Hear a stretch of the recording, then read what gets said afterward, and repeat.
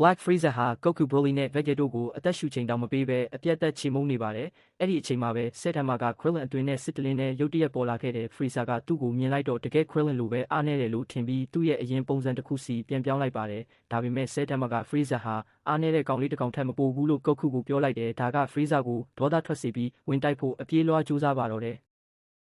ဒါပေမဲ့ဆဲတမကကန်ချက်တစ်ချက်တည်းနဲ့သူ့ကိုမြေပြင်ပေါ်ပစ်ချလိုက်ပါတယ်။ဒေတာကအံ့အားသင့်ပြီးဒါဘသူလဲလို့အော်မေးတဲ့အခါ Goku က Freezer ကိုအပြတ်ရှင်းဖို့တခြားစကြဝဠာကနေခေါ်လာတာလို့ပြန်ဖြေခဲ့တယ်။အဲ့ဒီနောက်မှာတော့ Freezer က Black Freezer အဖြစ်အားကုန်သုံးလိုက်တယ်လို့ဆဲတမကလည်းသူ့ရဲ့ Super Saiyan ပုံစံကိုထုတ်သုံးလိုက်ပါပြီးတိုက်ပွဲကချက်ချင်းစတင်သွားတယ် Freezer ရဲ့လက်သီးချက်ကဆဲတမကိုလွင့်ထွက်သွားစေပေမဲ့ဆဲတမကလည်းတူညီတဲ့အရှိန်ဟုန်စွမ်းအားတွေနဲ့ပြန်တုံ့ပြန်ခဲ့တယ်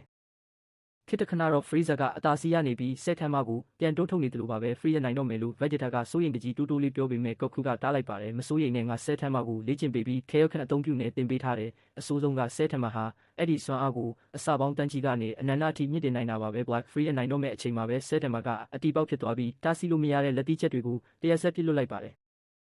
သူ့ရဲ့ခွန်အားကိုခဲခနဲ့ပေါင်းဆက်ပြီး Freezer ကိုဘလို့မှမညမတာအလဲထုတ်ပစ်လိုက်တယ်။အဲ့ဒီတိုက်ပွဲကပြင်းထန်လွန်းလို့ Universe 9တစ်ခုလုံးပျက်စီးသွားရပါတယ်။ဒါပေမဲ့ရုတ်တရက်ဆဲတမှာမျက်လုံးပွင့်လာခဲ့တယ်။ဒါတွေအားလုံးဟာ Dragon Ball Super ဇာတ်လမ်းတွေအဖက်များလို့မှတ်ခဲ့တဲ့